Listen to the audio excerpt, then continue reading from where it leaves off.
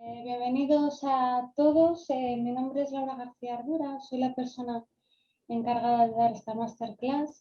Soy arquitecta y especialista en visualización arquitectónica con Unreal Engine y profesora de Voxel School en esta materia.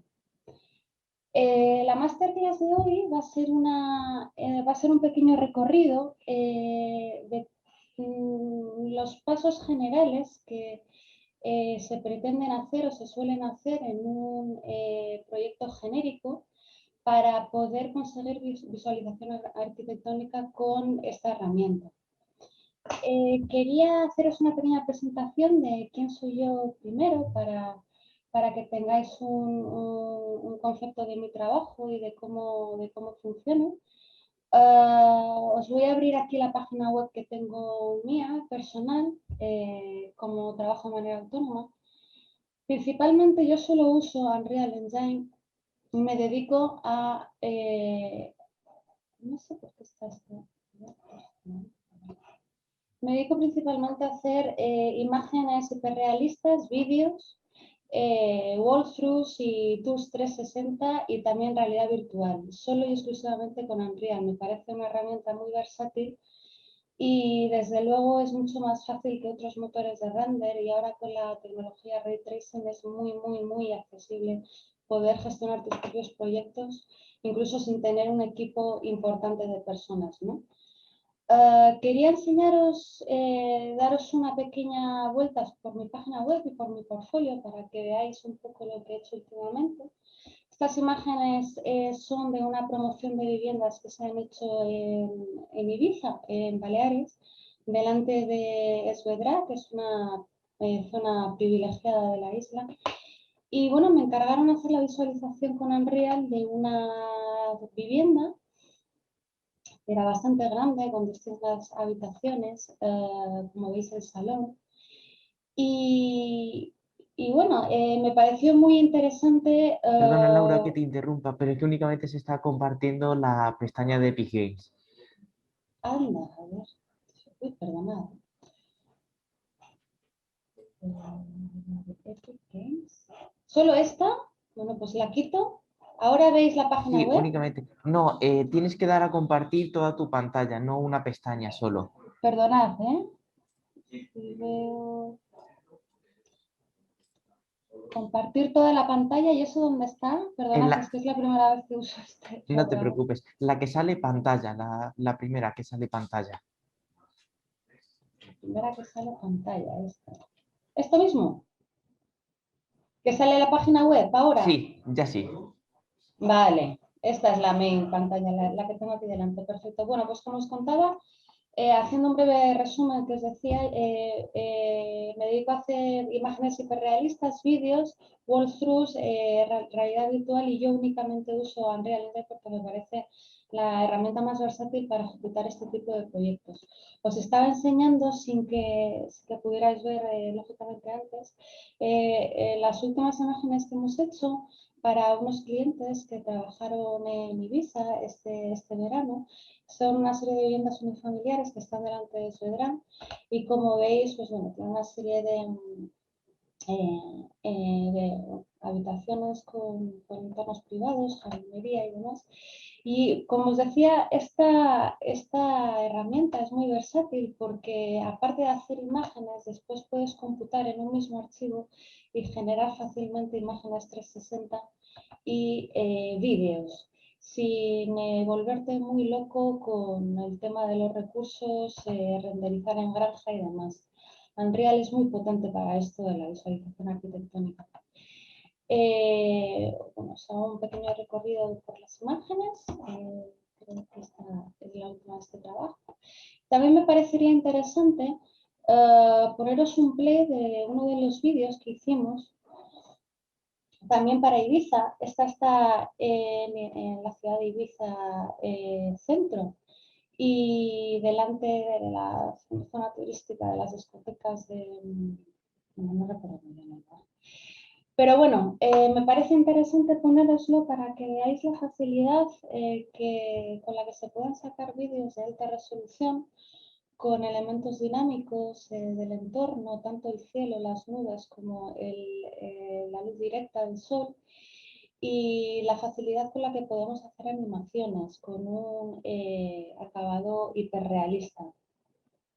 El movimiento de las cámaras, como veis en arquitectura, es siempre bastante cometido, bastante sencillito, unas velocidades de cámara muy lentas, generalmente pues ascendiendo las cámaras o moviéndolas de izquierda a derecha, pero bueno, o de derecha a izquierda en este caso como estáis viendo, pero sin que sea bastante más complejo todo, ¿no? Es el propio observador el que tiene que recibir la información y poder apreciar la arquitectura. Quería aprovechar, veo que aquí hay un chat, os voy a dejar la página web mía, así después queréis echar un vistazo.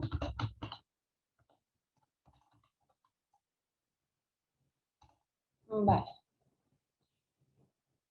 Y bueno, si os parece, acabamos de ver el vídeo para que veáis las distintas... generalmente cuando se hace una narrativa de un proyecto de arquitectura con vídeo, se suelen hacer primero, por ejemplo, las imágenes exteriores para aproximar el proyecto al observador, y después ya una vez explicado cómo es la arquitectura por fuera, pues nos metemos ya en las zonas interiores y vamos destruyendo los materiales, las calidades, la distribución de la arquitectura. Y bueno, es muy divertido, la verdad es que es fascinante poder hacer este tipo de descripciones. A mí las animaciones es lo que más me parece de lo más interesante, vamos, en Unreal. Y bueno, volviendo a la presentación, ya voy a cerrar la página web, volviendo a la presentación, como os mencionaba antes, soy la profesora de Unreal para Voxel School. Quería destacaros que Voxel School es una de las dos únicas escuelas en España que pertenece al programa de Unreal Academic Partner. Y es una cuestión a considerar porque es lo que os garantiza poder estudiar en esta academia es que vais a poder tener una formación homologada del propio generador del programa. Y a su vez también Epic Games otorga y reconoce, promociona y colabora con la propia escuela, lo que resulta muy interesante para poder colaborar después con otras empresas o poder tener una homologación de vuestra propia formación. Para la gente, bueno, aquí os digo, bueno, si queréis corroborar estos datos o investigar bastante más de todo el mundo de Epic Games y en qué consiste la formación homologada de Epic Games, podéis echarle aquí también un vistazo. Os lo pongo en el chat. Muy bien. Quería también dedicar un poco de tiempo a explicaros a todos aquellos que no habéis tenido contacto primero con Unreal, explicaros que este programa se creó por Epic Games, que es una empresa de las más potentes dentro de la industria de los videojuegos. Epic Games en 1998 creó Unreal. Desde entonces lleva 4 versiones. Ahora mismo se encuentra la 4.21 y bueno, se prevé que a finales de este año ya genere la versión quinta, que va a ser bastante más revolucionaria por distintos aspectos que podéis ver en las actualizaciones que va a tener, la podéis ver en la página web. Es muy interesante. Es un programa que, como veis aquí, engloba muchísimas herramientas, tanto para hacer simulaciones interactivas, edición de vídeo y de sonido, código con blueprints y renderización y animación. Es totalmente gratuito, a no ser que ya desarrolles juegos que puedas ganar un cierto dinero, y a partir, si no me equivoco, a partir de una cifra de 3.000 euros o 5.000 euros, ya ellos empiezan a cobrar una serie de dinero, pero para la formación y la autogestión de proyectos pequeños es gratuito. Y bueno, me parece un programa muy versátil y una herramienta muy potente para desarrollar proyectos de visualización arquitectónica en tiempo real. Como os decía, esta clase de masterclass va a ir un poco enfocada no tanto a entender muy profundamente cuáles son los pasos, sino a entender de manera general en qué consiste la formación de un proyecto de visualización arquitectónica con esta herramienta. Como veis, aquí consta generalmente de 3 pasos y consiste en que de manera externa al programa, la mayor parte de la geometría, casi toda la geometría, se suele modelar o desarrollar en otros programas de modelado, como bien puede ser Revit o Rhinoceros o SketchUp y demás. O también todo el universo Autodesk como Maya o 3D Max. En Maya 3D Max es bastante interesante porque gestiona los objetos y tú puedes ahí ya controlar con un mayor detalle y detenimiento si deseas mergearlos, controlar mejor las texturas y los unwraps de los lightmaps, definirlos, la cantidad de geometría, que eso después para una alteración de realidad virtual con Unreal es muy importante, la cantidad de geometría que vaya a tener la escena. Y una vez ya entendido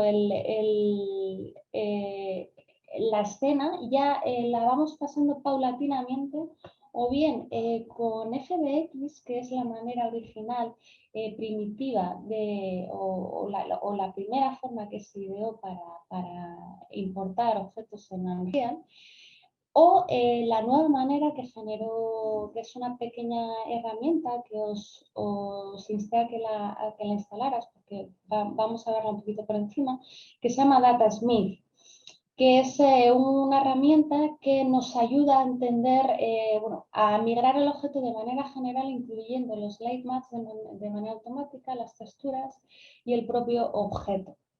Y una vez ya dentro de Unreal, empezamos a configurar la escena. La práctica van a ser 9 pasos generales, ya os digo de manera muy general. Mi intención es ver un poco por encima en qué consiste la importación de geometría en FBX y DataSmith. También veremos en qué consiste crear un terreno y cómo se configura, las reflexiones en las superficies, incorporar una iluminación básica sin liarnos mucho para que veáis un poco cómo funciona, incorporar un cielo real con una imagen panorámica real para darle mayor realismo a nuestra escena, cómo gestionar el contenido de la geometría con el Content Browser y después ya algo más específico de la realidad virtual, pero bueno, para que lo veáis un poco por encima, en qué consisten los colisionadores y cómo funcionan. Y ya por último, la postproducción, el viento y cómo sacar ya imágenes de alta definición para poder mostrar a los clientes o darle el uso que consideréis. Soy consciente de que 2 horas de clase puede que no sea suficiente tiempo como para desarrollar la práctica completa, pero bueno, vamos a ver qué conseguimos hacer, ¿vale? Bueno, ahora mismo mi siguiente, lo primero que quería hacer ahora, perdonad, esta es la carpeta que os hemos hecho llegar para poder hacer la práctica. Como veis, tiene un archivo de 3D Max que os lo he hecho llegar para que podáis trastear en casa, pero lo veo difícil que podamos utilizarlo o incluso abrir el programa porque no nos va a dar tiempo. Después aquí son 9 carpetas. Cada carpeta tiene cada uno de los pasos. Dentro tiene información relevante para que no os perdáis, ¿no? Desde el paso 0, que ahora ya entraremos en él, para presentaros un poco el archivo, y después en cada una de las carpetas tenéis información para tanto de los detalles y de los parámetros que hay que aplicar a cada uno de los pasos para que no tengáis problemas de que os desorientéis y demás, de las reflexiones, los parámetros clave. Y después, ya por último, presentaros un poco en qué consiste el proyecto de Unreal. El proyecto de Unreal suele tener aquí un ejecutable, que tiene el iconito de Unreal, y después tiene derivadas estas 5 carpetas que no las podéis mover de aquí. O sea, Unreal se nutre para hacer el proyecto y tira de esta información. Si, por ejemplo, sacáis el Content Browser, o sea, el content con la configuración y demás, no os va a leer el archivo, ¿no? Es importante que las dejéis aquí. La única que podéis borrar, que además pesa bastante, es la de Save. Aquí se van a poner, bueno, las capturas de pantalla, ya lo veremos más adelante. Entonces, bueno, si os parece bien, podemos empezar a abrir el programa. Como bien os dije, esta práctica se hizo en la versión 4.25.4. Sería recomendable que tuvierais esa o instalada la 4.26 o la 4.26.1, porque si no, no os va a leer el archivo. ¿De acuerdo? Vale, pues lo que voy a hacer es abrir el programa. Algunos a lo mejor os tarda un poquito más, eso es porque tiene que cargar toda la información en la caché. ¿Vale? Y bueno, ahora quería, a ver si puedo. Voy a dejar de compartir ahora el vídeo porque ahora os explicaré que el hecho de que me estén grabando a mí significa que en alguno de los casos que vosotros solo tengáis una pantalla os va a quitar bastante espacio y la posibilidad de ver la información que tiene bueno, o sea, la cantidad de pantallas que tiene y la cantidad de información que tiene que es relevante y conviene no tener, bueno, de más información que no se tenga que utilizar. Así que la voy a cerrar y ahora me quedo ya en voz en off para poder explicaros qué estáis viendo, ¿no? Primero, Unreal tiene de manera por defecto, lo podéis configurar aquí, que es el default editor layout, que es un poco la interfase original que ellos te proponen para trabajar. Unreal es un programa que tiene muchísimos parámetros y muchísimos planos y maneras de trabajar paralelas. Entonces es bastante recomendable que se pueda uno trabajar con 3 pantallas como mínimo para poder ir desplegando esta información y poder trabajar más cómodamente dentro del archivo. Lo primero que os quería comentar es que para la práctica yo la configuré de tal manera de que vamos a ir entendiendo cómo se va evolucionando.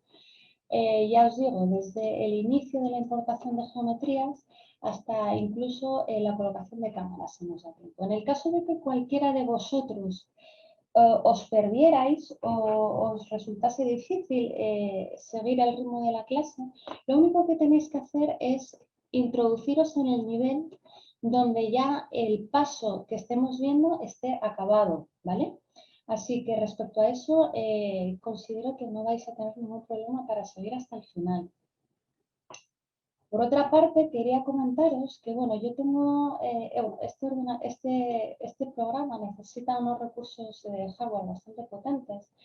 Entonces, para calcular la luz, que como veis, aquí estos son los niveles propios del juego, y aquí a partir del paso número 4 se empiezan he ido construyendo la luz, ¿no? Lo que quiere decir esto es que puede que si no tenéis un hardware apropiado, os vaya muy lento. Entonces, yo os recomiendo que si no tenéis una tarjeta gráfica adecuada y un ordenador potente, mejor no calculéis la luz porque a lo mejor se os queda colgado y no podéis continuar con la clase, ¿vale?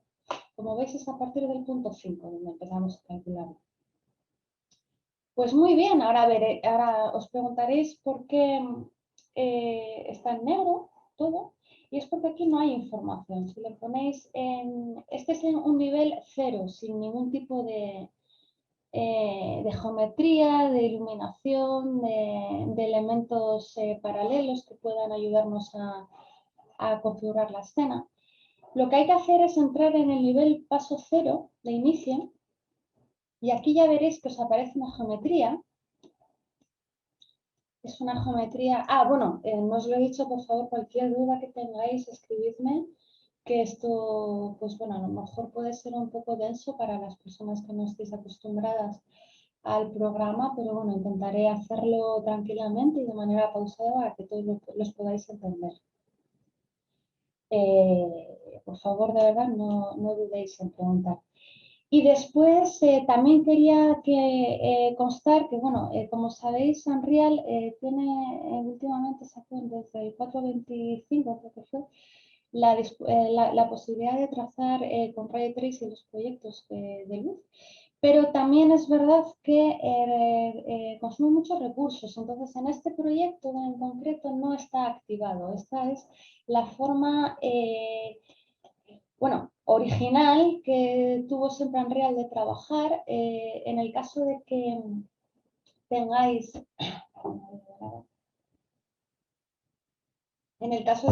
un ordenador con las características apropiadas, pues podéis activar el Ray Tracing y podéis probarlo en vuestra casa tranquilamente. Pues muy bien, vamos allá. Yo voy a... Disculpad un momento.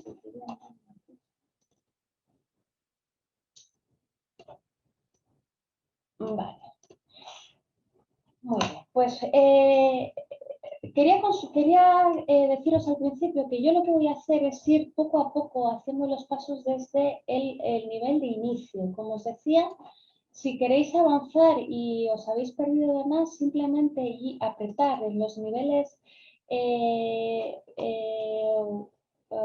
siguientes podéis avanzar sin perderos, ¿vale? Está todo el contenido organizado en los siguientes niveles para que no haya ningún problema. Vale. Lo primero que quería aquí yo hacer es, os voy a explicar cómo utilizar la interface de manera rápida. Primero quería explicaros un poquito, perdón, el tema de los atajos. Primero, deciros que la mayor parte de los atajos, la visualización del proyecto, en los 4 primeros niveles vamos a utilizar la que no tiene iluminación, ¿vale? La Unlit. En la Unlit, lo que vosotros estáis viendo, lejos de no tener iluminación, estáis viendo solo las texturas. Esto es importante, ¿por qué? Porque no vamos a cocinar la iluminación hasta el paso número 4. Entonces, simplemente explicaros que vamos a utilizar primero estas dos iluminaciones hasta el punto número 4, la ULIT, y después ya la LIT o la visión de malla.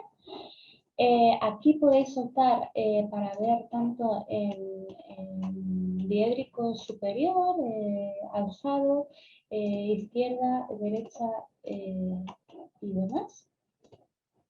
Los atajos para poder cambiar, que son muy interesantes, si vosotros queréis cambiar de manera directa sin tener que experimentar en estas pantallas, si colocáis el control y la propia ruedita, si apretáis el control y el botón intermedio del ratón, que en mi caso es un scroll, pues os va a cambiar a las visualizaciones.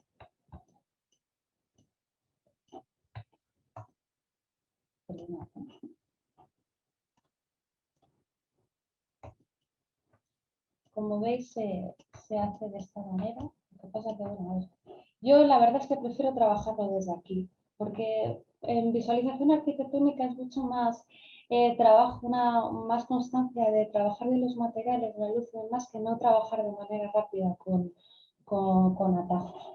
También un atajo importante es si vosotros apretáis la letra G dentro del proyecto, lo que en perspectiva, perdón, lo que os aparece y desaparece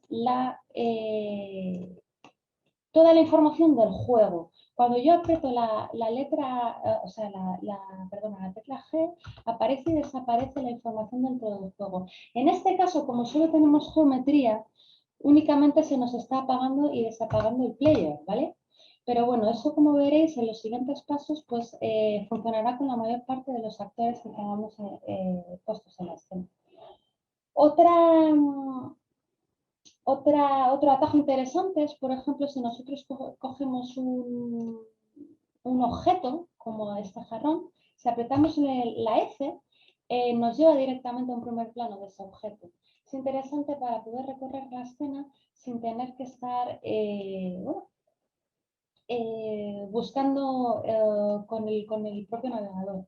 Para poder avanzar, podéis usar tanto las flechas, direccionaros, girar con el botón derecho del ratón y vais avanzando tanto con las flechas como con los números.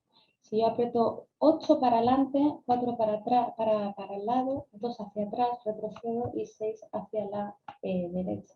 O también las letras del teclado. La W, perdón un momento.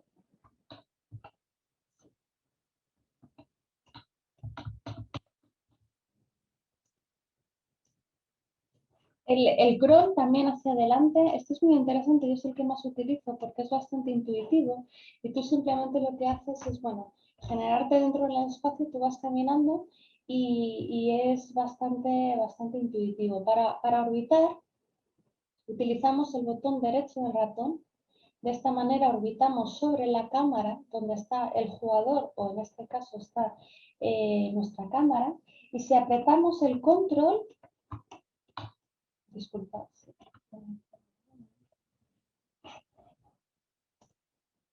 Bueno,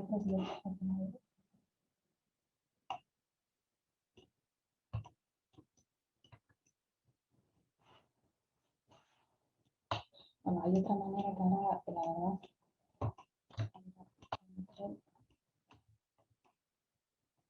para poder orbitar sobre un objeto que estamos señalando, pero bueno. Es interesante que vosotros vayáis navegando por la escena, poder entender un poco la geometría. En este caso es una práctica con una geometría de arquitectura muy simple, como veis es prácticamente una habitación con una serie de espacios consecutivos. Tiene un pequeño patio exterior donde hay un pequeño rulfito. Y bueno, iremos trabajando sobre esta geometría para poder amplificar todos los contenidos que hay ahí y poder al final sacar imágenes de visualización arquitectónica. Lo primero que os voy a proponer es que si le echamos un vistazo a la arquitectura, parece que aquí os voy a proponer cambiar este muro, por ejemplo, y sustituirlo por una puerta. Por un hueco, por un muro que no sea ciego y vamos a abrirlo y colocar una puerta para poder trabajar con la luz que pueda entrar por aquí y habilitar este espacio. Para ello vamos a ver la primera forma de integrar geometría dentro de la escena, que es importar un objeto en FBX, que es la manera más simple. En el Content Browser, digamos que es la despensa que tiene el propio programa para cada uno de los niveles de manera general. Entonces, esto os lo comento porque como está desarrollada toda la práctica hasta el último paso, la mayor parte de los contenidos que vayamos a importar ya están dentro del archivo. Lo que vamos a hacer es sustituirlos, ¿vale? Entonces, si os parece bien, en la carpeta de las mallas, de los meshes, os dais aquí cuenta que aquí hay un muro de entrada abierto. Este es el muro que vamos a sustituir por el muro original que está en la escena. Es tan simple para sustituir un muro por el otro que arrastréis aquí, a este icono que veis a la derecha. En este icono, el propio programa interpreta que tiene que leer otra geometría que no la que está leyendo. Si lo soltáis, aparece un muro con una puerta. Es tan sencillo como esto, para integrar objetos en la escena que estén en la misma localización del archivo. Para importar la geometría que esté fuera del programa, importarla dentro del Content Browser, lo que hay que hacer es venir aquí Y en esta pestañita a la derecha del propio contenido que pone importar, vamos a importar la geometría. Y la geometría en este caso está en el paso 1 y es el muro de entrada abierto. Nosotros, si veréis aquí, os he dejado preparado un FBX que le dais a importar y te dice, vaya, esto existe ya, ¿de verdad quieres sustituirlo? Y tú le dices, sí, del todo, porque como os comentaba, esta práctica está preparada hasta el final, le dais que sí y se ha sustituido, está aquí. Pues nada, ya tenemos. Veis que es muy, muy sencillo importar geometría en FBX. Como veis, es un muro. Está abierto. Sería interesante, por ejemplo, ponerle una puerta, ¿verdad? Pues con la puerta vamos a importar la geometría, que de la misma manera, como os decía, está aquí en el Content Browser. Está aquí. Si vais a la puerta de entrada, que os dejo preparado, geometría, hay dos puertas y un marco. Muy bien. Pues de la puerta y el marco, lo único que hay que hacer para importarlo en FBX, que como os decía, es la otra manera que hay para importar, que es un poco más completa porque es un plugin que ha preparado Epic Games para este tipo de situaciones y poder trabajar de manera más fluida. Importáis en la carpeta paralela que os he dejado en el paso 1 de arquitectura hay una puerta que se llama puerta Datasmith y tenéis que importar el que es importante, la extensión UDatasmith. Le dais a importar y se os abre, vaya, pues bueno, está dando un error. Vamos a ver.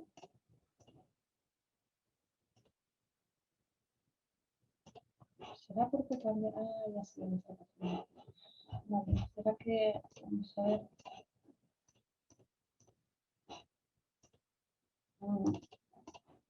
Está dando un pequeño fallo, chicos. Esto no suele pasar. Bueno, es bastante más sencillo, de que hay un pequeño fallo. Yo creo que es porque he estado trasteando con las carpetas. Os propongo otra cosa. Bueno, realmente es tan sencillo como eso, importar datos. Ah, vale, claro, lo estaba haciendo desde aquí, perdona.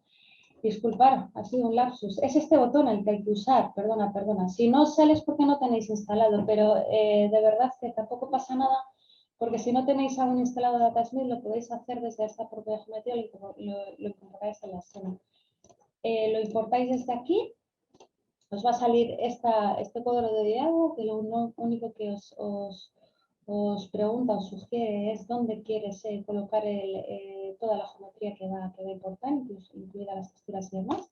Lo ponéis en el Content Browser, que os sale otro diálogo, que te pregunta que si aparte de la geometría, que lógicamente es lo que queremos importar, quieres importar los materiales y las texturas, la iluminación, las cámaras y la animación del Datasmith original que viene de 3D Max.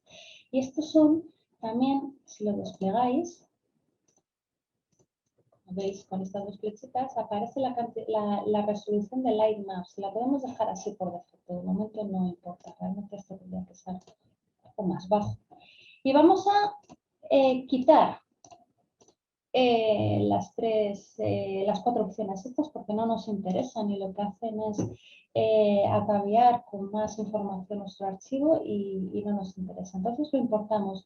Lo curioso cuando le dais a importar, lo más interesante que tiene Datasmith versus el FBX es que te lo coloca en el punto original del propio modelo que viene de Max. Ya veréis que es considerable apreciar esto porque os va a ahorrar muchísimo trabajo. Importas y efectivamente, como veis, aquí aparece una puerta. Esta puerta la modelé en 3D Max y la tenéis aquí. Corresponde al resto del proyecto, está ubicada como en su lugar y demás. Y ahora lo que hay que hacer es, cuando importas con Datasmith, él automáticamente lo que te hace es importarte un Global Exposure, que esto lo tenemos que borrar. Lo suprimís con el botón de suprimir, lo quitáis, le dais que sí, porque lo que hace es calibrar la cantidad de exposición que tiene la cámara de manera automática y eso nos va a perjudicar bastante después a la hora de ponerlo en modo realista. Esto lo hace de manera automática. Y bueno, otra cosa que podemos hacer por ejemplo con la puerta, que sería pues a lo mejor vincular estas puertas para que no se muevan de manera independiente, porque ahora yo puedo cogerla del marco y cambiarlo de sitio. Si yo vinculo esta geometría, estas dos geometrías de las puertas, que como veis están saliendo aquí en el Word Onliner, pues las puedo vincular a su propio marco. Las metéis dentro como si fuera una carpeta de Windows, igual, las soltáis aquí. De tal manera que veis que aquí ya hay una jerarquía, ¿cierto? ¿No? Esto significa que la puerta de marco va a trazar la localización y el comportamiento que vayan a tener estas dos. Estas dos ahora funcionan de manera independiente, pero si yo muevo el marco, se mueven con ella. ¿Vale? Realmente, en este caso de la puerta, pues, tampoco es de vida o muerte, pero bueno, en el caso de otros elementos, como pueden ser la propia maceta con una planta o cualquier actores que tengan que estar referenciados entre sí, es muy interesante poder vincularlos para ahorrarnos trabajo. Vale, lo siguiente que os quería hacer, una vez que ya tenemos la puerta instalada, también es verdad que, mira, esto se me estaba olvidando, las puertas son movibles. Como veis, Unreal tiene mucha información referente al objeto que tú le estás indicando, ¿vale? Esta información está referida siempre a este cuadro del diálogo que está en la parte de derecha inferior. Y están todos los detalles referentes al material que tú le estás indicando que estás pulsando, ¿no? Desde el static mesh, que no deja de ser la geometría. Si pulso solo uno, pues aparece la geometría que tú estás utilizando. Como ves, es una puerta con los materiales ya aplicados, ¿vale? Aquí está, bueno, es que esto ya es bastante más complejo. Lo podríamos ver con mucho más detalle ya en el máster. Pero es muy interesante ver la cantidad de información y de acciones que se le puede dar a un propio static mesh dentro de Unreal. Podemos cerrar el editor y lo que le vamos a decir en aras de después calcular la luz es que estos dos objetos son movibles. Aquí están la naturaleza de cada uno de los objetos van puestas aquí, pueden ser estáticos, estacionarios o movibles.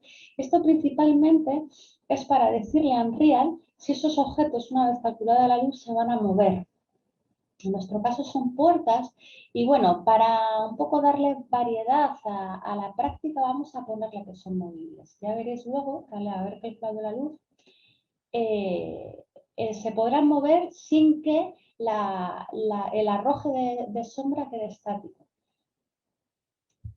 Muy bien, pues una vez dado esto, respecto al tema del contenido de la geometría, quería proponeros que, como veis aquí, hay una serie de mesitas, que tienen un jarroncito encima, una manta.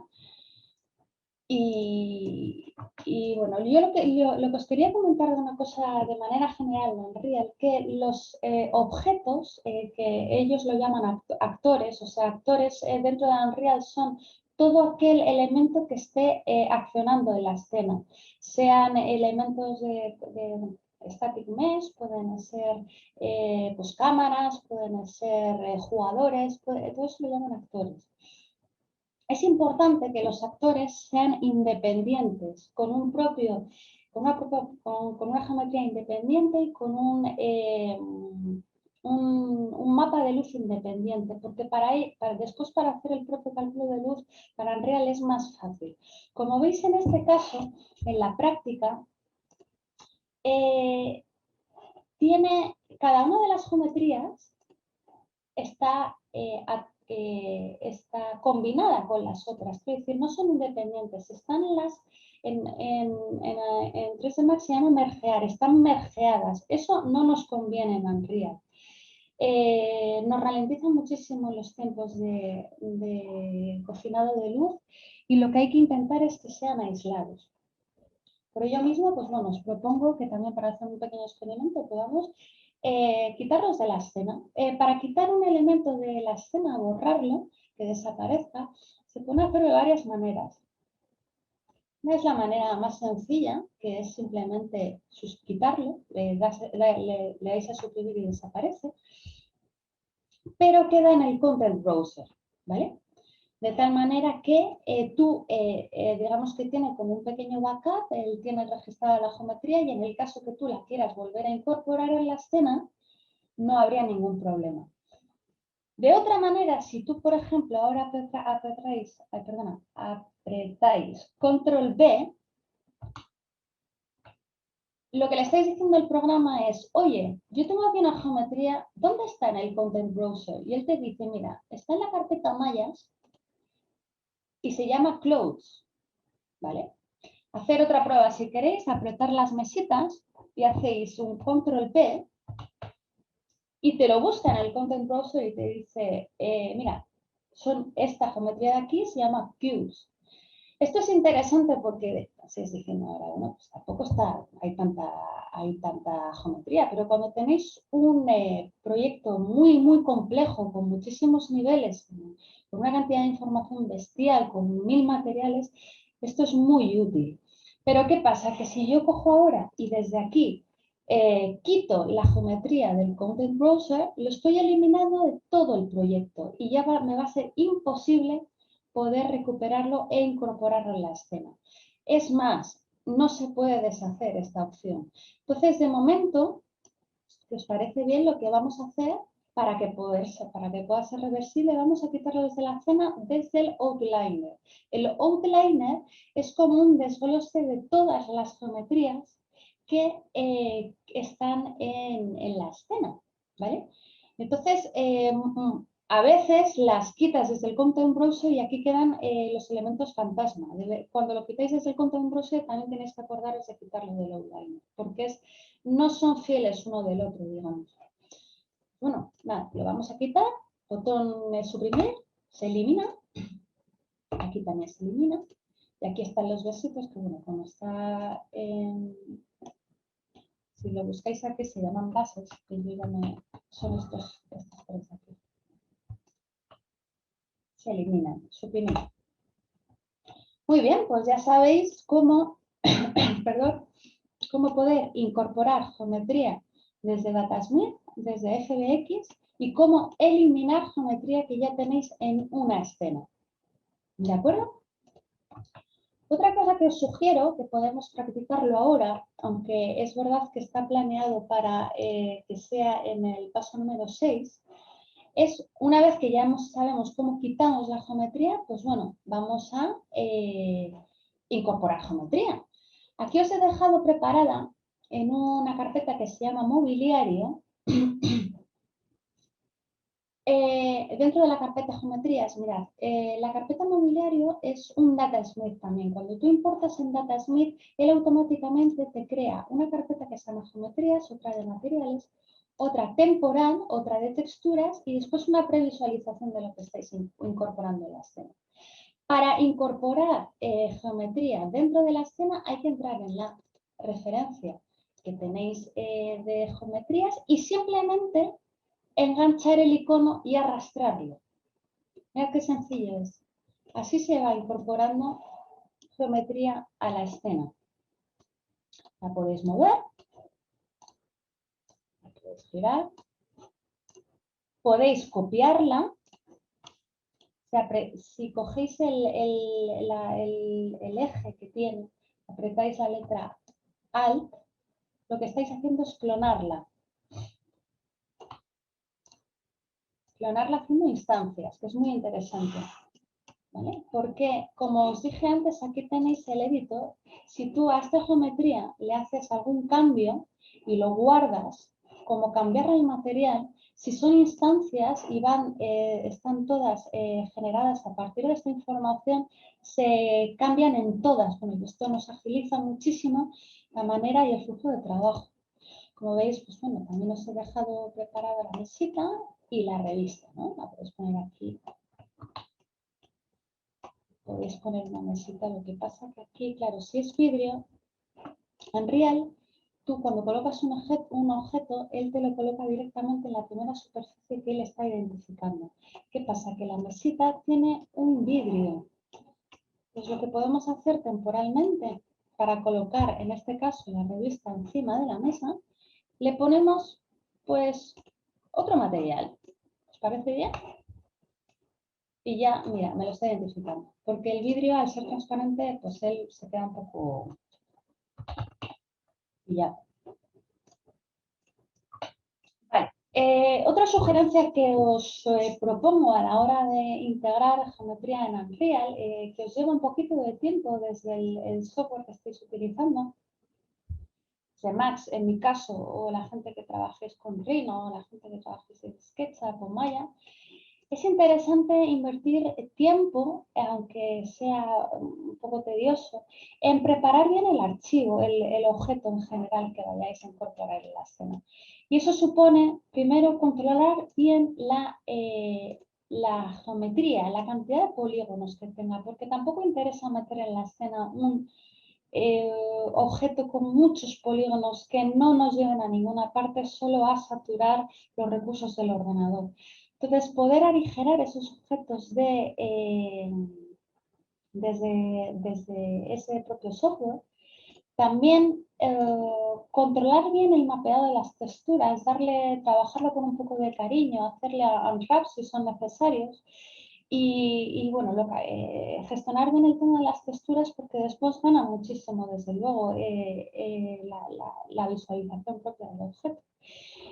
Y las últimas dos cosas que son importantes para trabajar un objeto desde Max o ya os digo, desde cualquier software, es mergear, o sea, atachar, consolidar todo el objeto y cada una de sus piezas en un solo elemento. No nos interesa tener una silla donde estén las patas por un lado, los apoyos por otro, la estructura de la silla por otro y toda la superficie para sentarnos, ¿no? En otro. Lo que conviene es tenerlo todo en un mismo objeto, ¿verdad? Porque además así es bastante más práctico poder gestionarlo dentro de la escena. Y por último es controlar que el punto del eje, la localización, porque estos ejes que tenéis aquí de colores, que nos orientan en X y Z, son los que nos van un poco a orientar de qué manera y cuál es la relación del contacto entre el suelo y el objeto. Entonces, cuando lo importéis desde Datasmith, es importante que esta referencia de los ejes esté justo donde el suelo vaya a interseccionar con el objeto, ¿no? El punto de apoyo, básicamente. Muy bien, si os parece bien, podemos entonces pasar al... Mira, voy a aprovechar y ya que tenemos aquí... estoy viendo que me estáis escribiendo.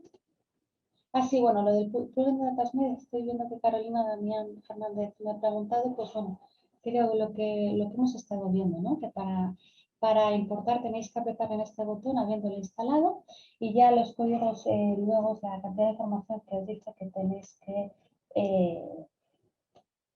que tenéis que colocar. Os voy a pasar aquí en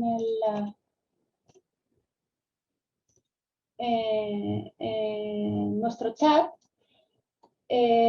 los atajos de teclado, ¿vale? Para que vayáis, bueno, viendo un poquito cómo funciona la escena y, bueno, yo no me los conozco todos, conozco bastantes más también que de los que no hay aquí, pero bueno, estos son los que realmente son interesantes a la hora de poder gestionar tu cámara o tu punto de observación dentro de la escena. Muy bien, pues aquí tengo apuntado que lo siguiente que podríamos ver es un poco el mundo de los materiales por encima, si os parece bien. Os he dejado dentro de la carpeta de materiales, la que está en inglés, hay una carpeta que se llama Material Techo Práctica. Aquí me voy a detener un poquito y explicaros básicamente en qué consisten los materiales, que son de la tecnología PBR, Unreal funciona con los materiales PBR, y básicamente lo que hay que hacer para crear un nuevo material es apretar el botón derecho, os vais aquí a Material, también se puede hacer aquí, a Material, y decís, bueno, ¿qué quiero crear? Un nuevo material. Y él te dice, ¿cómo le quieres llamar? Y podéis poner. Para nombrar los elementos dentro de Unreal nunca puede tener espacios, ¿vale? Es importante porque si no, él te dice que hay un error. Y una vez tenido el material creado, vosotros apretáis aquí y os va a abrir el editor de materiales, que es bastante sencillito. Los materiales en Unreal funcionan... Bueno, crear materiales en Unreal es un universo, es una cosa bastante elaborada. Puedes crear materiales muy sencillos, pero también puedes hacer materiales que son una maravilla y muy, muy complejos. Como tenemos muy poco tiempo, bueno, yo os voy a dar una visión general de cómo funciona Unreal y cómo funcionan los mapas, las texturas, para que bueno, luego vosotros podáis ir trabajando un poco más los conceptos y conseguir resultados más elaborados. Lo primero que hay que hacer dentro del propio editor de materiales es, vosotros cogéis aquí las texturas que os tengo preparadas y las metéis dentro del editor de materiales.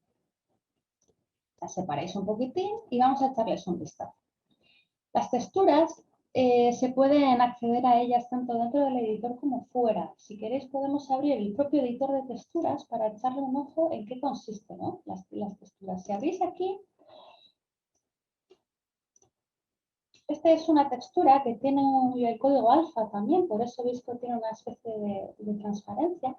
Aquí en la mano, o sea, en la parte, perdón, derecha superior tenéis todas las características de resolución y de compresión de la textura.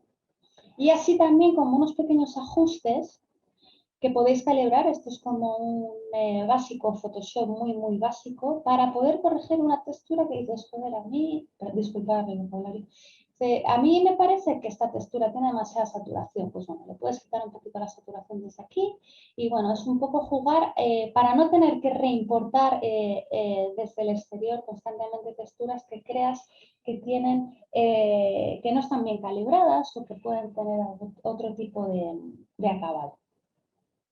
También tenéis aquí el nivel de compresión, que esto bueno, es interesante, sobre todo para proyectos de realidad virtual. Este es un poco el editor de texturas, que sirve para cualquiera de las tres. Y bueno, en técnica, o sea, de manera general, simplemente decir que el base color o el albedo de los materiales se va a conectar directamente en base color. Y este aquí se va a actualizar. Aquí ya tenemos el albedo, que es el difuso, ¿no? El color del material. Como veis aquí, en cada uno de los mapas hay un RGB y hay un alfa. Entonces, esto quiere decir que cada uno de estos canales le puede dar información. Entonces, podéis ir experimentando de qué manera.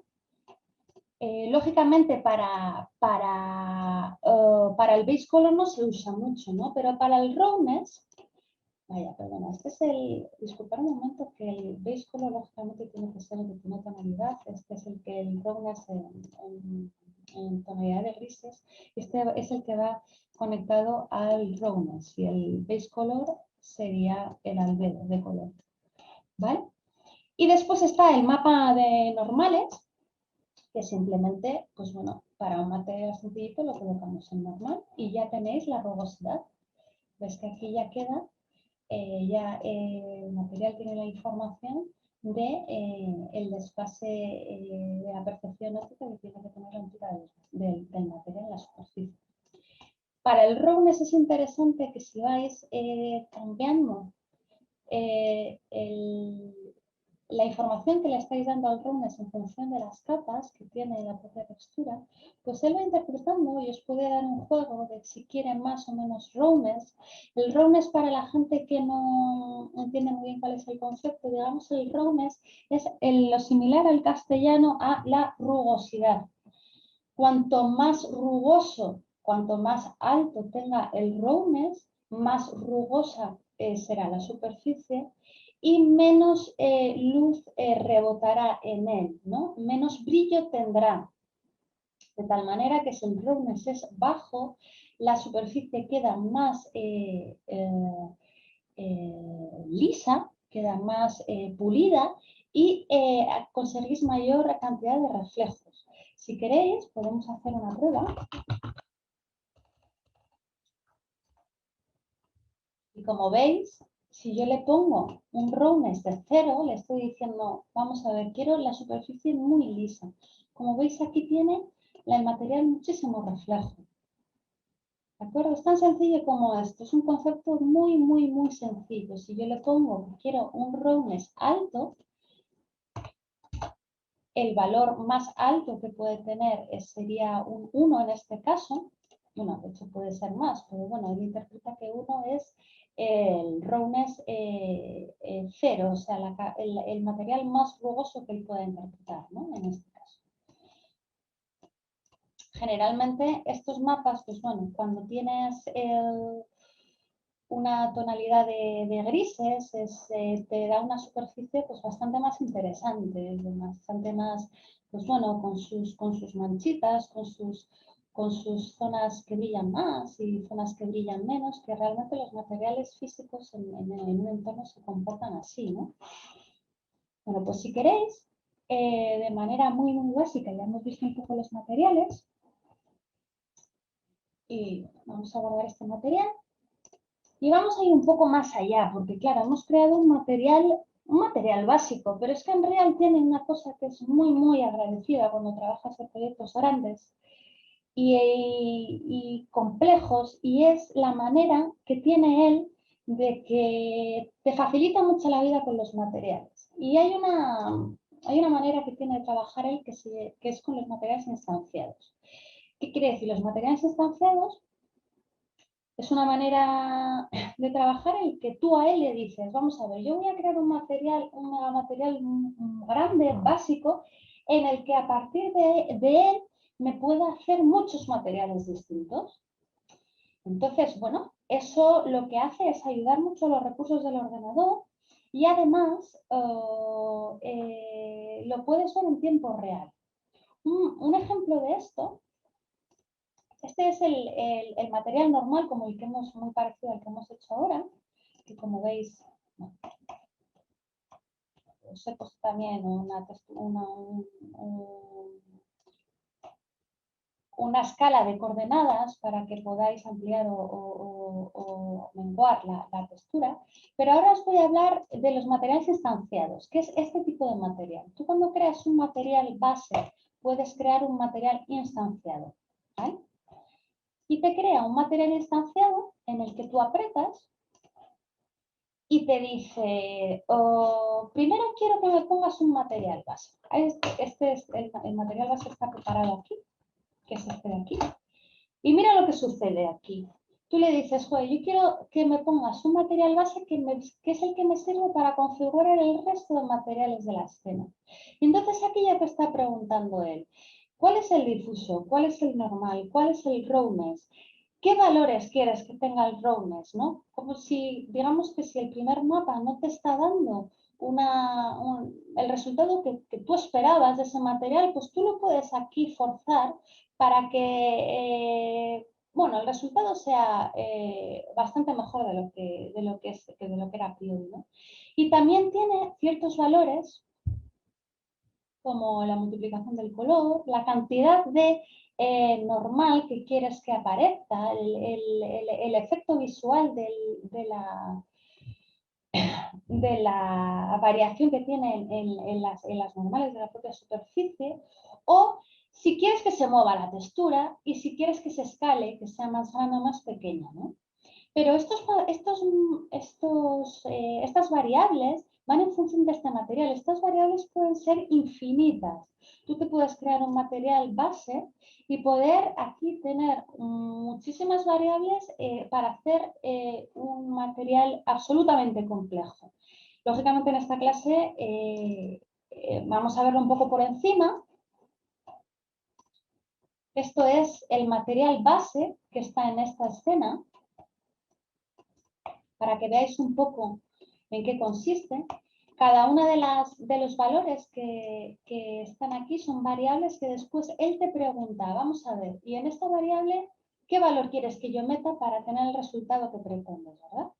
Es un poco el workflow de los materiales con los materiales instanciados. Es muy, muy recomendable trabajar con ellos porque te agilizan muchísimo el trabajo. Además que lo ves, la variación, cuando tú estás en el material instanciado, cada variación que consideres aquí se ve después en la escena. Mira, vamos a hacer un ejemplo. Vamos a hacer una prueba. Perdona, es que no estoy acostumbrada a trabajar en una sola pantalla. Por ejemplo, este material, que le veis así bastante poco realista, no es que la luz no está cocinada bien. Este material está aplicado en esta superficie. Los materiales instanciados lo que nos permiten es que si yo voy cambiando estos parámetros, los voy a ver en tiempo real directamente aquí. Hagamos una prueba. Vamos a ver, esto, si no me equivoco, esta es la escala del material. Entonces yo puedo aquí decirle, en vez de tener una multiplicación de 5 sobre el mapa, vamos a ponerle, por ejemplo, ¿qué pasa si le pongo 2?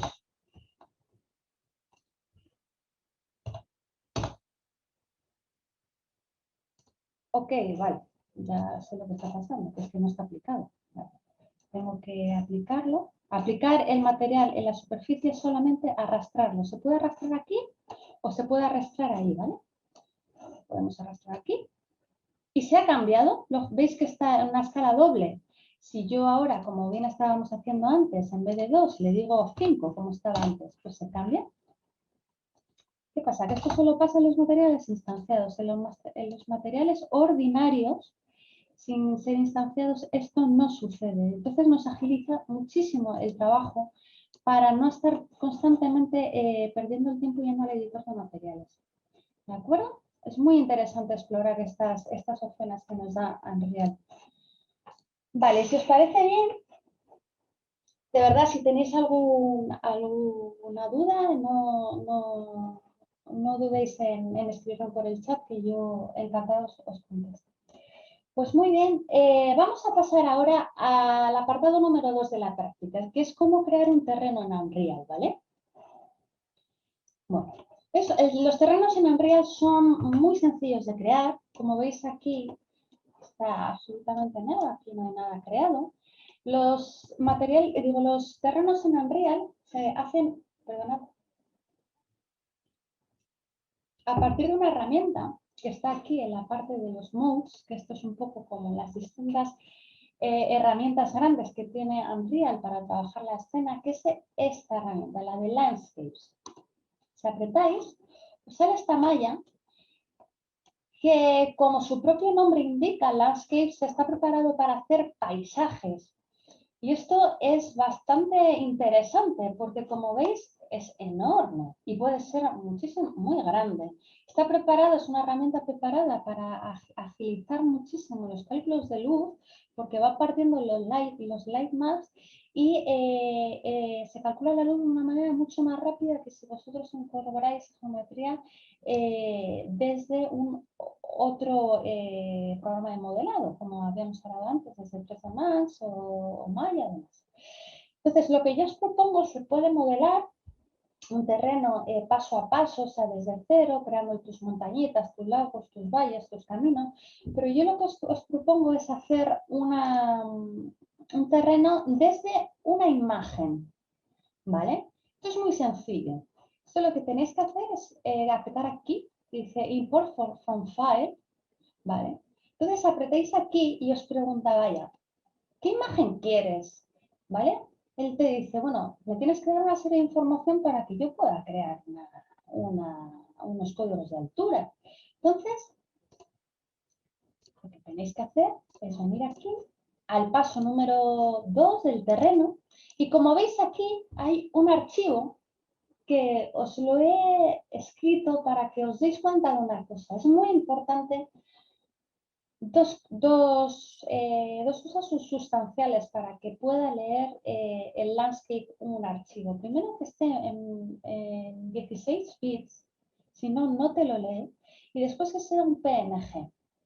Cuanta mayor resolución tenga el archivo, en este caso creo que son 8K, os lo he preparado, pues mucho mejor para el programa porque va a tener más información. Le dais a abrir.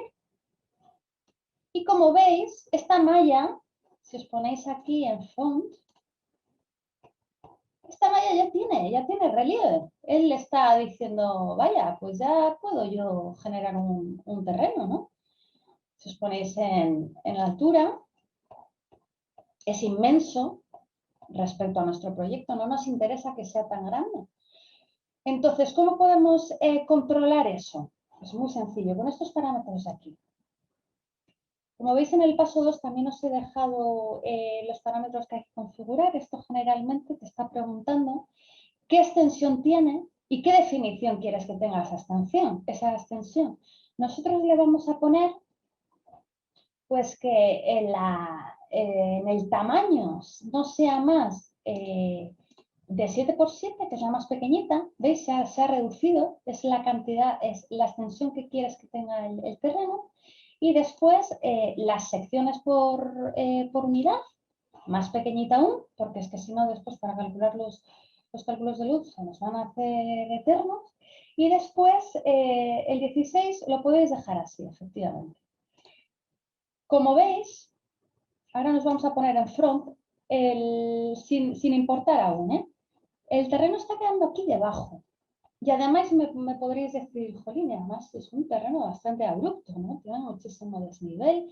Mejor no nos interesa tanto. Voy a proponeros una cosa. Vamos a importarlo.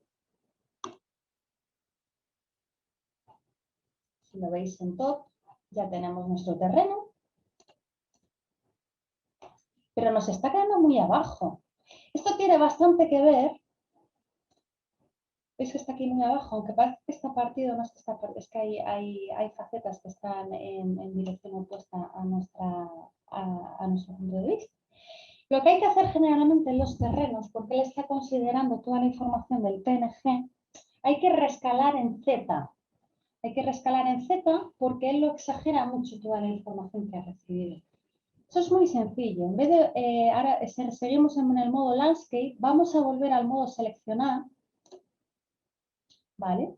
Y vamos a seleccionar el terreno. Y me está diciendo, vaya, mira, primero tenemos aquí los ejes del propio actor. Vamos a borrar esto. Y aquí tenemos el actor del landscape. Cada actor tiene aquí debajo los detalles de configuración, de escala, de la propia rotación que queréis que tenga, que esto no lo vamos a tocar, y de la localización, que tampoco de momento la vamos a tocar. Lo que sí que vamos a hacer es escalar este valor en Z. Le digamos que queremos que sea más plano. Y por ejemplo, vamos a probar con ponerle un 4, a ver qué pasa. Y como veis, se ha escalado hacia arriba.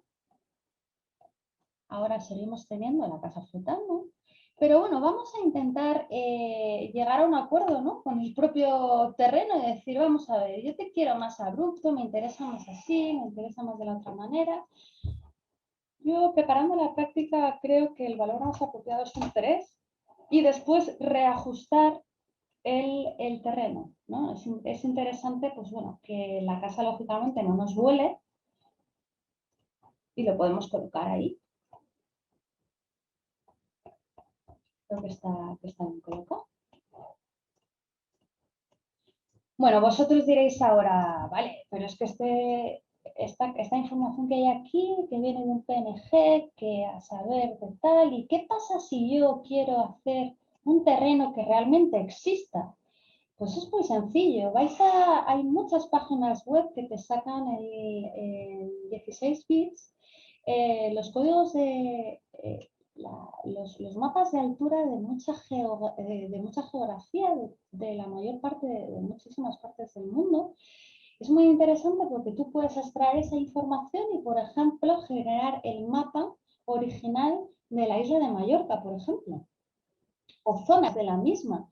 Y entonces, después, cuando importas este terreno en la escena, aplicas los materiales con el Vertex Color o demás y te queda, la verdad es que es una gozada ver los terrenos reales, ¿no? Del entorno oficial donde el cliente te dice que están ubicados los proyectos y demás.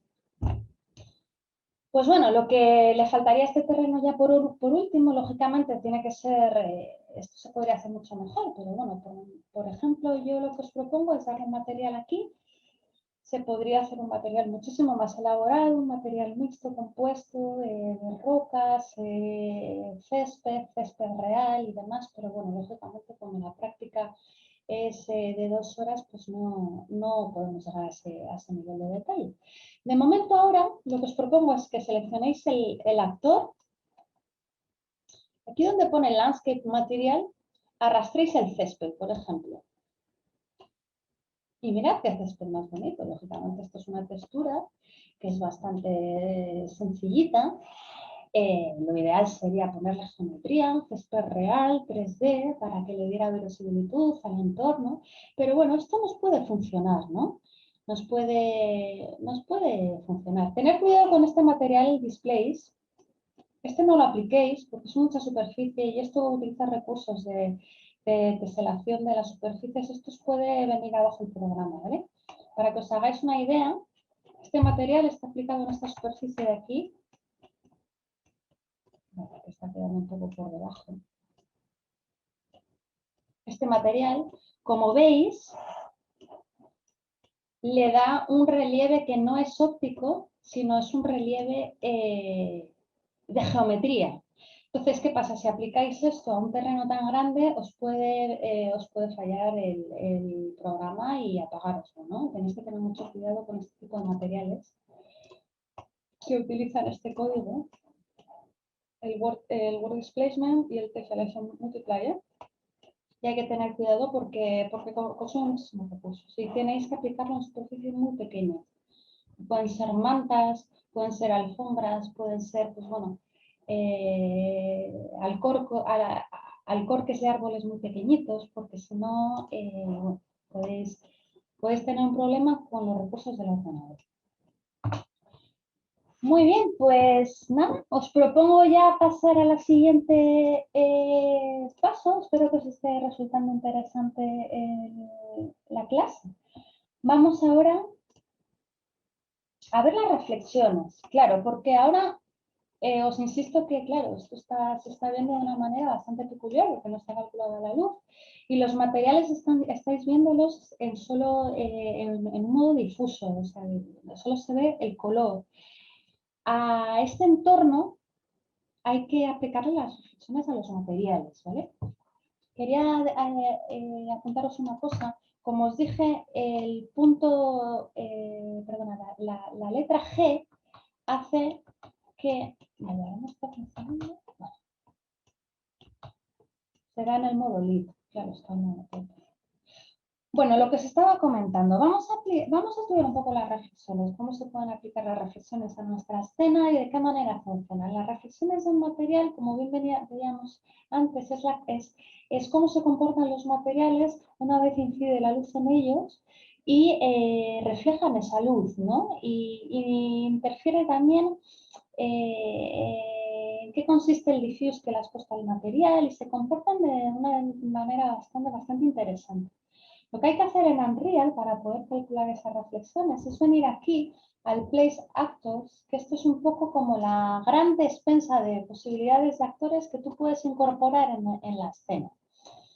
Pues de todo, aquí tenéis muchísimas cosas, pero bueno, para ir un poco a tiro fijo vamos a buscar Box Reflections Capture. Hay perdona, voy a buscarlo de otra manera.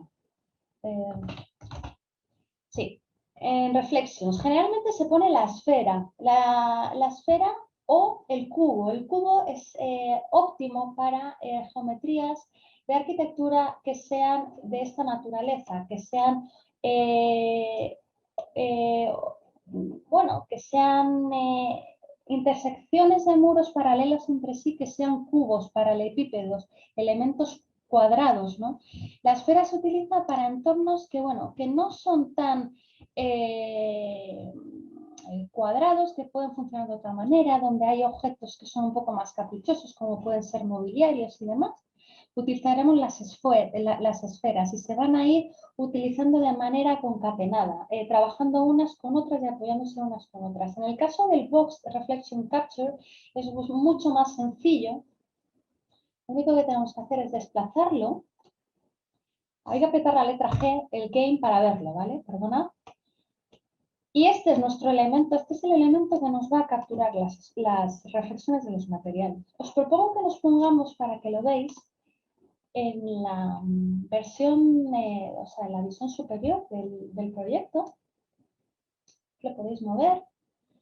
Generalmente lo ponemos en el 0,0. Si apretáis aquí en la esquinita, le estáis diciendo, oye, colócame por favor este elemento en el origen del archivo, ¿no? Que en este caso aquí está el 0,0. Y bueno, y habrá un poco que ajustarlo, ¿no? Porque lógicamente Unreal te lo deja ahí, pero luego tienes que configurar tú la escala y tienes que configurar tú la cantidad de reflejos que quieres que vaya proporcionando a la escena. Para ir un poquito más rápido, os diré que, bueno, que hay que rescalar esto en X 500, después en Y, tengo apuntado aquí que esto era 1050, y aquí 450, efectivamente. Lo que he hecho es adaptar mediante la propia escala, mediante estos sliders, lo que hago es reconfigurar el cubo para que se adapte a mi geometría. Y después lo que tengo que hacer es, en este slider de aquí, lo que le estás indicando es qué cantidad de interactúa, o sea, ¿dónde quieres que interactúe, ¿no? La caja? Esta es una distancia que corresponde a esta distancia de aquí. Tú le estás diciendo, bueno, pues tú calculame las reflexiones desde la piel exterior del box Reflection Capture hasta la parte interior. Y yo creo que lo apropiado sería, pues a lo mejor dejarlo en 450, que os parece. Vamos a dejar en 450. Entonces él te está calculando estas reflexiones que hay en esta distancia. Una cosa interesante es que si, por ejemplo, en planta, en vistas diédricas funciona. Si tú aprietas el scroll, el botón central del mouse, y te desplazas hacia la derecha, hacia abajo, esto te está dando una distancia. Esto es la cantidad de centímetros que mide la distancia que tú le estás indicando, ¿vale? El modelo que hay en Unreal se mide en centímetros, es una unidad de trabajo. Y bueno, esto es interesante porque bueno, te da una ligera relación espacial de todo lo que estás viendo en planta y te está diciendo, mira, pues esta cota de aquí, de este muro, son 858 centímetros. Pues mira, pues es una información bastante interesante de poder tener de manera rápida, ¿no? Vale, pues una vez habiendo colocado el elemento para capturar las reflexiones, vamos a ir un poco más allá, el punto número 4. Repito, para los que os hayáis perdido o os esté costando trabajo ir a la velocidad a la que estoy diciendo lo que tenéis que hacer. Si, por ejemplo, os habéis perdido en el terreno y estáis ahí que no sabéis muy bien, si apretáis en el mapa de reflexiones 2 veces, guardáis, os mete ya en todo lo que hemos hecho hasta ahora, ¿vale? Tenéis el terreno con el material incorporado. En este caso, siendo reflexiones, deberíais tener efectivamente el elemento de captura de reflexiones aquí incorporado y demás. Vale, pues ahora vamos a pasar a un poco la parte de la práctica que es bastante más, bueno, un poco más intensa, que es el tema de la iluminación. La iluminación en Unreal puede ser todo lo compleja que queráis hacerla, Lógicamente en esta clase, y lo vamos a hacer muy sencillito, explicando los parámetros básicos y los elementos básicos que interfieren en una iluminación general. Lógicamente en el máster de Voxel School ya podríamos ver esto de manera más detenidamente y encontrar posibilidades para hallar resultados pues, bueno, distintos y más interesantes en función del interés que tengamos nosotros en recrear escenas, pues bueno, un poco más de atardecer o de mañana o sin una luz tan dura o... Vale, pues nada, vamos allá, vamos a crear una iluminación para que después ya podamos pasar al modo LED, porque os recuerdo que estamos en un LED porque no está calculada la iluminación. Y lo que tenemos que hacer es buscar dentro de la biblioteca del programa, pues vamos a ver, algo parecido a iluminación, vamos a empezar por el SunSky. SunSky, desde el 4.24, desde la versión 4.24, es un blueprint que creamos en Unreal. Vamos a arrastrarlo a la escena para ver un poco de en qué consiste. Este blueprint es como un grupo de elementos, aquí los tenéis, este es el blueprint SunSky, y tiene dentro todos estos elementos, todos esos actores. Consiste básicamente en que tiene una luz directa, que es el sol, él lo llama directional light, pero lo que tenéis aquí un icono inconfundible que es el sol. Después hay una luz indirecta, la luz ambiental, la luz indirecta, que va a ir relacionada también con tanto HDRIs que le podéis colocar aquí dentro, pero bueno, este tema no lo vamos a dar en esta clase. Pero bueno, ese es el actor que te genera la luz indirecta. Y después está también el Sky Atmosphere, que digamos que es un elemento que lo que hace es hacer una conjunción, maclar esas dos luces para que para que se consolide debidamente y que no haya distorsiones de interpretación entre ellas. Y después está un pequeño static mesh, que es la orientación de norte, que simplemente es una referencia para que tú puedas orientar el sol en función de las coordenadas que le hayas puesto que está el proyecto. Esas coordenadas, si vosotros pulsáis en el blueprint genérico, aquí tenéis una serie de datos, latitud, longitud, la zona horaria, el offset que puede tener el norte, el mes, el día, la hora del día. Y esto es muy interesante porque se pueden ir configurando y si vosotros tenéis claro que vuestro proyecto, pues no sé, está en Marruecos, pues colocáis aquí la ubicación real de vuestro entorno y es absolutamente cierto y verídico. Vamos a probar una cosa, vamos a probar ahora ya que tenemos colocada la iluminación, en vez de ponerlo en Unlit, vamos a ponerlo en Lit. A ver qué nos hace. Y como veis ya no se ve negro. Se ha compensado la exposición de la cámara y aparece una geometría iluminada más o menos. No está iluminada muy bien. Tiene sus dientes de sierra y demás. Pero bueno, está iluminada y ya se puede entender mucho mejor lo que hay aquí. Esto, aunque os parezca que os puede funcionar, es una previsualización que hace Unreal de la luz. Esta luz no es la definitiva, ¿vale?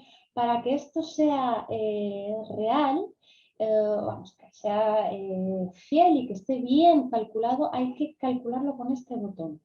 Como bien os dije al principio de la práctica, no conviene, si no tenéis una buena máquina, empezar a cocinar la luz con unos valores de configuración muy altos porque puede tardaros mucho tiempo y bueno, aquí se trata de que vayamos aprendiendo un poco cómo funciona el programa y no de que empecemos a calcular la luz de manera que nos consuma tiempo, ¿no?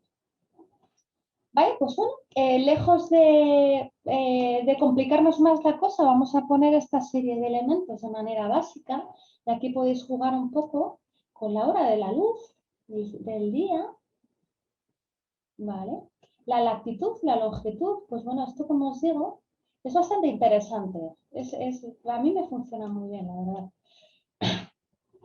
también los meses, lógicamente, los meses de verano tienen una luz más dura que los meses de invierno y es muy interesante que le deis una vuelta a esto.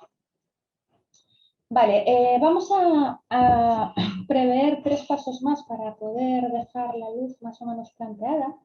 El siguiente paso sería la necesidad de colocar Light Mask Portal en los huecos de las ventanas y de las puertas. Aquí el Light Mask Portal, lo ponemos aquí, Light Mask Portal, es esto de aquí. Este elemento, que es otro actor, lo colocáis aquí y como veis, tiene esta pinta.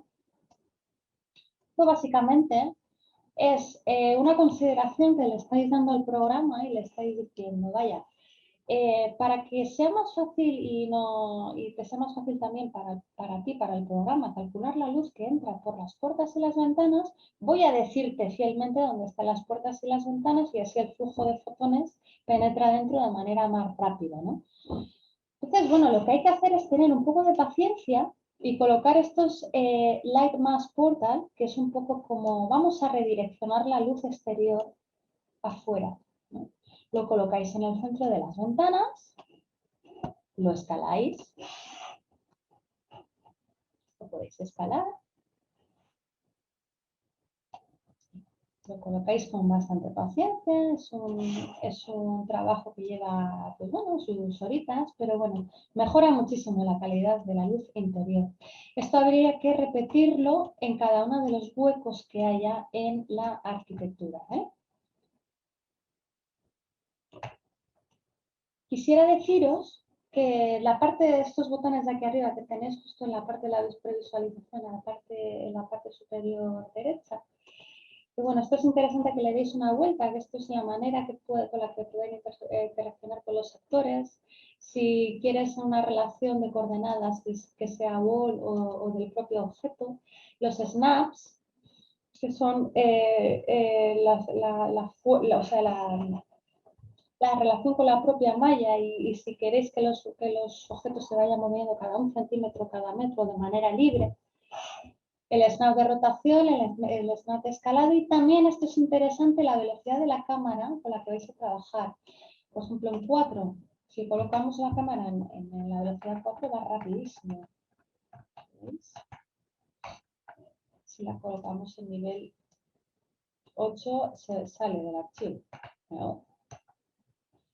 Y si yo lo que suelo hacer es colocarla en el 1 o en el 2 porque ya os digo que la visualización arquitectónica es bastante más de detalle que suele ser que que tengáis una escena muy grande y que tengáis que trabajar con mucha velocidad de cámara, ¿no? Con 1 o 2 es suficiente. Vale, y perdonad. Perdona, Laura, que te moleste. Hay una pregunta en el chat. Sí. Te preguntan que si la dirección en la que coloques los Livemax da igual o tiene alguna función o solo tiene que cubrir el hueco de la ventana. Sí, os referís al Light Mask Portal. No, realmente creo que da absolutamente igual, ¿eh? Yo lo que sí que suelo hacer es, de verdad que da igual, como veis tiene que tener el eje X, conviene que vaya hacia adentro, pero según tengo entendido yo va tanto hacia adentro como hacia afuera. Realmente es como un portal de caudal de fotones. Vosotros lo colocáis ahí y él considera que tiene que ser en esa dirección y por ese hueco tiene que haber un flujo de fotones. La luz indirecta, como podéis entender, es bastante más caudalosa, grande, de cantidad de fuera de la arquitectura que en las partes interiores de la arquitectura, ¿no? Y este elemento lo que hace es hacer que penetre esa cantidad de... Pero da igual. De hecho, mira, si queréis, vamos a hacer un experimento.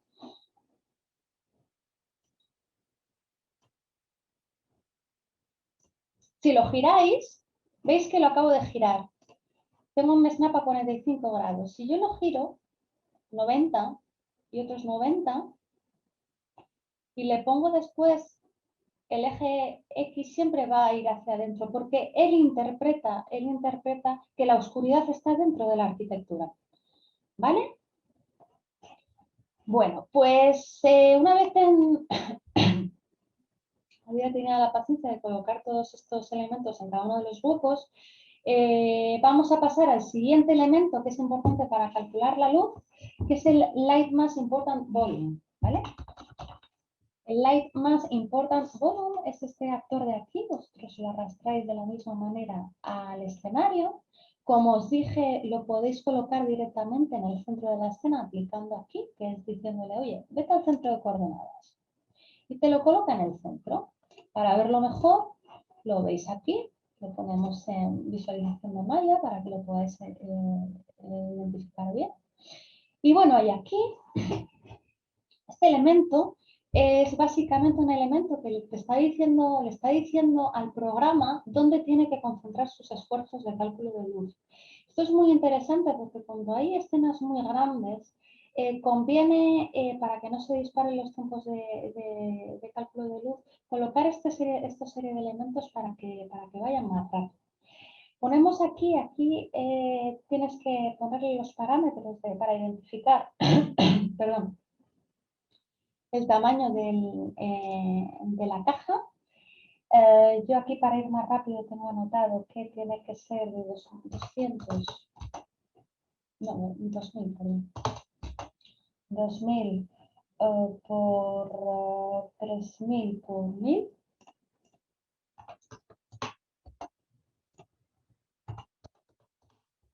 Y realmente es una pequeña cajita que le colocamos en la escena para que el ordenador, perdonad un momento, que me equivoco, vamos a ponerlo de frente. Vamos a recolocar aquí. Y él lo único que está interpretando es que dentro de toda la inmensidad del escenario, pues bueno, le vas a centrar aquí tus esfuerzos a la hora de calcular. Por último, a la hora de calcular la luz, hay un elemento que es fundamental, que son los line of density. Esta moda, pero esto es un poco ya más avanzado. Estos son referencias de la cantidad de la densidad de información que va a tener la sombra una vez se proyecte encima de la superficie. Cuanta más definición le deis a la superficie, más coste de tiempo de renderizado va a tener en vuestro ordenador. Entonces hay que buscar un equilibrio, ¿vale? Considera siempre un código de colores. El óptimo sería el verde. Para visualización arquitectónica, pues a lo mejor si lo eleváis un poquito más a color anaranjado, y se equilibra con este valor de aquí, ¿vale? Esto, bueno, la verdad es que este proyecto ya está, no tenéis que tocar nada, ya está bastante calibrado para no perder más tiempo en esto, pero con este número, si ahora por ejemplo le pongo 1024, es preferible que sea, aunque se pueden ser intermedios, es preferible que sea en potencia de 2 el número. ¿Ves que está naranja? Este naranja te está diciendo, vamos, yo te lo voy a calcular la superficie, pero esto está bastante por encima de lo que necesitas y esto se va a ir en consecuencia directa al tiempo que yo te voy a pedir para calcular las sombras, ¿no?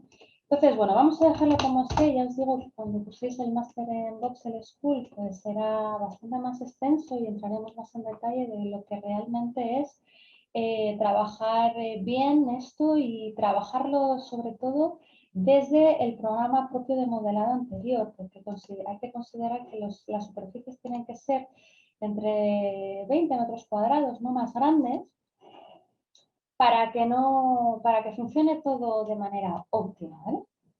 Y bueno, estos son los elementos básicos para poder configurar la luz y solo falta vaquearla. Repito, no sé, si no tenéis un ordenador muy potente, obviar este paso porque os puede quedar colgado el ordenador. Yo voy a hacer una prueba para que lo veáis cómo se hace. Primero habría que sacarle el World Settings, que es otro cuadro de diálogo más de configuración de la escena.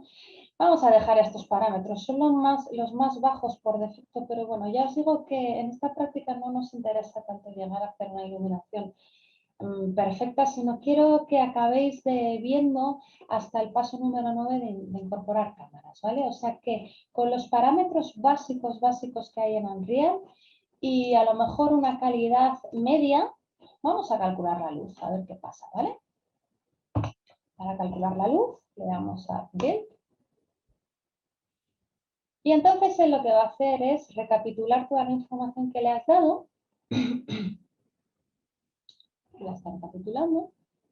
Nos va a salir un agente, una persona, no, una persona, es como un pequeño cuadro de diálogo que está justo aquí abajo en la pantalla que tengáis de los iconos. Este cuadro de diálogo nos ayuda a interpretar en qué proceso del cálculo de luz está el proyecto, ¿no? Todo lo que ha interpretado él que ha tenido que hacer, todas las cosas que ha ido haciendo y también el tiempo que ha necesitado. Ahora es que había que buscarlo y bueno, anda por aquí esta información. Es muy interesante que le deis un ojo. Ha sido muy rápido el cálculo de luz, pero bueno, claro, lógicamente es una geometría muy sencilla, unos parámetros muy básicos de iluminación y bueno, es rápido en este caso, pero a mí yo he tenido proyectos que me ha tardado 16 horas para calcularlo. Es interesante saber optimizar eso, porque en el fondo, si no, después se te va tanto tiempo que, bueno, Unreal tiene ese pequeño problema. Con la tecnología Ray Trace, pues cambia radicalmente esta manera de trabajar, pero bueno, también necesitas tener un hardware a la altura. Y nada, pues bueno, el siguiente paso, espero que os esté pareciendo interesante la clase. El siguiente paso que os propongo es darle un entorno físico a este proyecto, a darle un entorno real. Eso se puede hacer de muchas maneras. Hay muchas maneras. Si no hubiéramos optado por poner un blueprint, aquí le podríamos poner un HDRI Backdrop, que funciona como un entorno físico en 3D, pero también ilumina. Entonces es un poco más complicado de calibrar.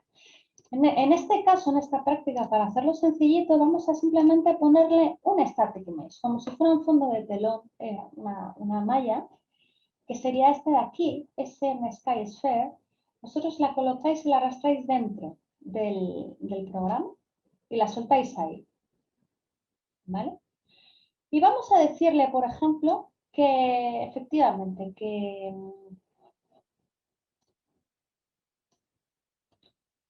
se vaya al 0,0, ¿vale? Y bueno, como veis es una esfera que ahora mismo no tiene material, vamos a ponerle un material. Aquí veis que hay un material celo que os he dejado preparado, lo vais a tener que arrastrar al cuadro de diálogo del propio material del static mesh, lo arrastráis. Vale, no está pasando nada. ¿Y por qué creéis que no está pasando nada? Se ve negro y es porque tiene una exposición muy baja. Realmente le está diciendo a la cámara, vaya, no tengo información de luz que darte porque tú tienes demasiada luz en la escena. ¿Y qué pasa? Que quería llegar a este punto para explicaros que Unreal, con el nuevo blueprint, cuando incorpora la iluminación, tiene unos valores por defecto altísimos. 75.000 lux. Eso es una barbaridad. Hay varias formas de trabajar con esto. Puedes subir, o sea, bajar la exposición de la cámara. Bueno, o alterar la exposición de la cámara desde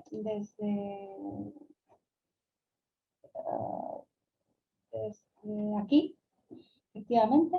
Pero la manera que yo tengo de trabajar, que me parece bastante más intuitiva, a lo mejor no es tan natural, porque efectivamente el sol tiene que tener esos valores también por naturaleza, ¿no? Pero vamos a bajarlo a valores entre 5 y 10. Por ejemplo, vamos a ponerle un 5 aquí. Se va a alterar todo, pero ahora el ordenador está diciendo, vale, estoy reconfigurando y estoy reconsiderando toda la exposición de la escena. Y aquí tenéis el fondo. Ahora el fondo sí que tiene potencia suficiente para decirle a la cámara la información que tiene que recibir. La luz está emitiendo una luz de vida y hay luz indirecta suficiente como para entender perfectamente el entorno. Este material, como si lo abrimos, como bien os dije antes, bueno, este material es un poco distinto al del suelo que vimos antes porque es un material emisor. Esto lo único que está haciendo es emitir luz con un código RGB que le hemos pautado. En el caso de que queráis cambiar el fondo, lo único que tenéis que hacer es cambiar la textura. En este caso está aplicada esta textura, que es una textura de campo sobre las 2 de la tarde, pero le podemos, por ejemplo, poner un cielo nublado. ¿Os parece bien? Vamos a arrastrarlo aquí y vamos a aplicarlo. Ya tenéis un cielo nublado. ¿Veis? En Unreal tiene muchísimas posibilidades, hay cielos dinámicos que son muy interesantes, tienen un problema, es que tienen mucho de azul la imagen, hay que tener cuidado. O también le podéis poner una playa, por ejemplo. Y en vez del césped le podéis poner arena, os configuráis un material de arena. Y bueno, la verdad es que tiene resultados bastante verosímiles, ¿verdad? ¿No? Vamos a guardar esto. Y lo que voy a hacer ahora, como veis que yo no tengo aquí puestos todos los light maps, lo que voy a hacer es, me voy a saltar voy a ir directamente al nivel donde la iluminación está configurada, ¿vale? También lo podéis hacer vosotros, como os dije, para que estén ya todos los elementos en todas los huecos. Y la iluminación está configurada de una manera con valores bastante más apropiados, que no los tan básicos que hemos visto antes.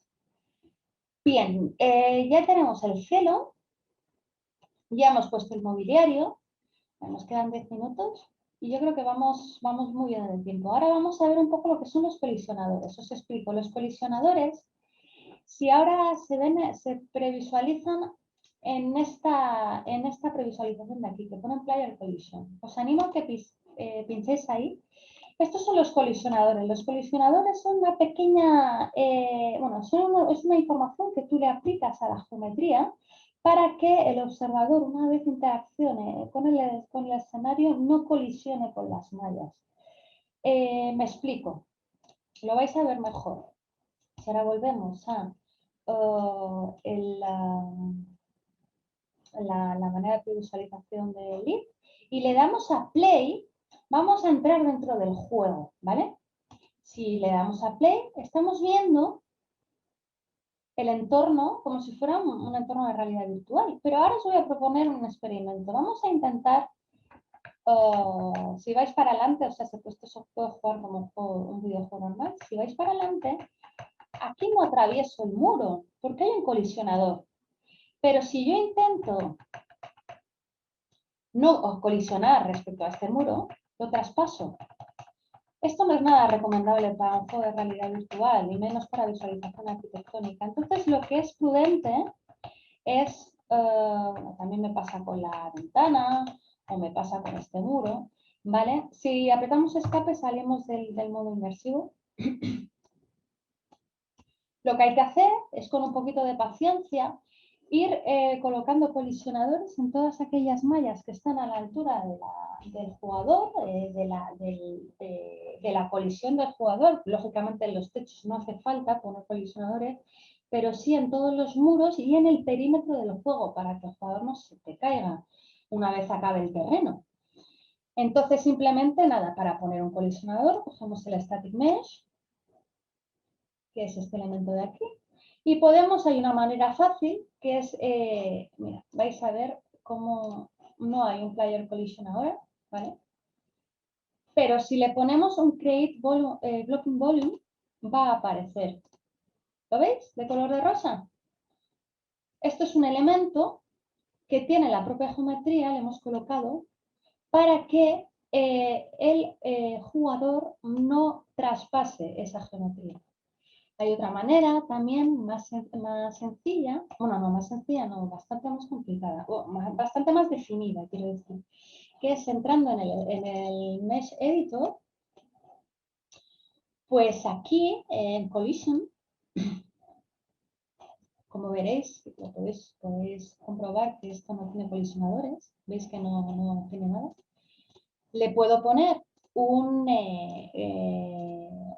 colisionador complejo y me va a respetar el hueco de la ventana. Si no, me lo pondría todo en masa. Y esto se usa, bueno, en este caso es una ventana, pero se usa sobre todo para las geometrías que tienen puertas. Si yo aquí le pongo un colisionador complejo y observo cómo está, me va a respetar la ventana. En este caso, para poder pasar a través de ella y no a través de la masa, ¿no? de la geometría.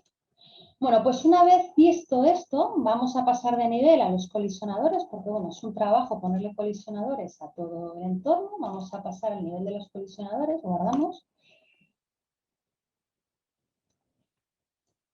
Y como podéis comprobar, ya están todos los colisionadores puestos. Me tomé el tiempo de ponerlos y poner en el entorno para que el jugador no se pueda caer. Si queréis podemos hacer una pequeña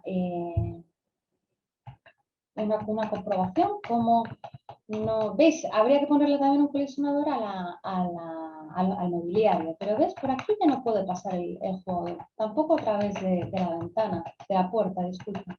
Tampoco pueda pasar a través de aquí. Pues es interesante, ¿no? Conocer estos pormenores que tiene el tema de la realidad virtual. Y ya por último, para acabar, nos quedan 8 minutos, simplemente deciros que ya para completar esto habría que solo ponerle el tema de la postproducción. En el caso de que visualmente pues, os produzca bueno, un interés de darle un ambiente distinto, una calidad de la luz, se puede mejorar también con el tema de la postproducción y corregir los gamma, las sombras, ponerle LUTs, perdona, es muy interesante. Si ponéis aquí Post-Production Volume, este actor lo situáis en el centro, lo colocáis en el centro, le dais la escala pertinente, que bueno, también se puede hacer desde aquí, pues, ¿no? Lo escaláis. Y esto lo que es un volumen donde vosotros le podréis variar levemente las consideraciones de todo el entorno dentro, ¿no? De cómo se percibe el entorno, desde las texturas, los colores, el tono de la luz. Es muy interesante y muy extenso. O sea, es muy extenso desde la configuración de los efectos visuales del bloom, la exposición respecto a la cámara, también los efectos de la lente, que en visualización arquitectónica se suelen anular, los efectos de imágenes, el vignette, el tipo de grano de la película, los efectos de distorsión de la lente, del enfoque. También los LUTs, perdona, aquí son muy interesantes. Estos son como filtros de Instagram con distintas calidades que enfatizan los colores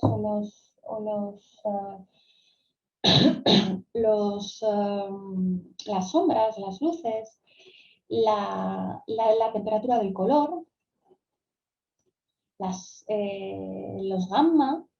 En estas variables es importante que una vez os pongáis a calibrarlo, hay que tener mucho cuidado porque puedes destrozar los colores. Es interesante que calibréis solo desde la variable I, porque la variable I regula todos los demás. Y así no descompensáis la imagen, ¿vale? Y también, pues bueno, el color grading que estábamos viendo, el tema de el rendering features, esto es bastante interesante, sobre todo para darle calidad a la ambient occlusion, a forzar más aumentar la iluminación global, decirle qué cantidad de rebotes queréis que tengan los reflejos. Esto incrementa muchísimo los costes del propio hardware y de los esfuerzos que tiene que hacer el ordenador, los reflejos. Pues bueno, es muy interesante ir experimentando con todos estos valores porque bueno, es como incorporar un pequeño ejercicio grande de postproducción en la escena. Y bueno, ya por último os comenté que lo que podemos hacer son 25, lo que podemos hacer es aplicarle viento. Esta escena va preparada para ponerle un viento. Mira, en inglés, disculpa. Le colocamos un viento y como veréis cuando lo suelte, veréis que el árbol se empieza a mover. Esto es muy interesante porque esto quiere decir que este árbol, como mucha geometría que tenéis disponible en internet, interactúa con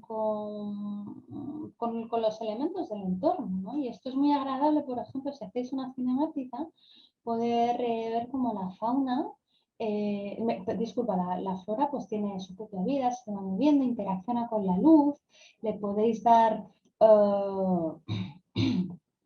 una atmósfera, ¿no? Y es bastante agradable. Lógicamente también, aparte de viento, se puede poner lluvia con elementos de partículas, se puede poner el fuego, podéis poner pues, bueno, muchísimos elementos para darle realismo y naturalidad a vuestra escena. Y ya por último, vamos a meternos directamente en el nivel de cámaras para que nos dé tiempo y verlo un poquito. Aquí estas cámaras ya están preparadas, ¿vale? Cuando coloquéis una cámara es muy sencillo. Vosotros más o menos intuís qué render queréis sacar, por ejemplo este mismo desde fuera y demás, y tenéis que venir aquí a la esquinita superior y colocar una cámara. Pone aquí Create Camera Here y te dice, vale, Unreal tiene dos posibilidades para colocar una cámara, la cámara Actor o la cinecámara Actor. Me gusta más la cinecámara Actor porque es un poco más completa, aunque también la cámara Actor tiene muchísimos parámetros. Y ya la habéis colocado. Si está, la tenéis aquí una previsualización, simplemente es la que está aquí seleccionada. Si apretáis el botón derecho y apretáis aquí donde está el icono del avión, vais a meteros dentro de la cámara y verlo en full screen, lo que estáis viendo, ¿vale? Y aquí debajo están todos los parámetros, como si fuera una cámara de fotos, todos los parámetros que se pueden variar para poder alcanzar o tener el render que deseáis, desde qué quiero que se enfoque con el picker, pues cojo esta geometría y estará, ahora no se ve mucho porque si por ejemplo os ponéis, se ve bastante bien. Nos vamos a echar un poco para atrás para que veáis que se puede con el picker, esto lógicamente está, hemos pillado la ventana, está desenfocado, esto lógicamente no serviría, ¿no? Pero vais a la cámara,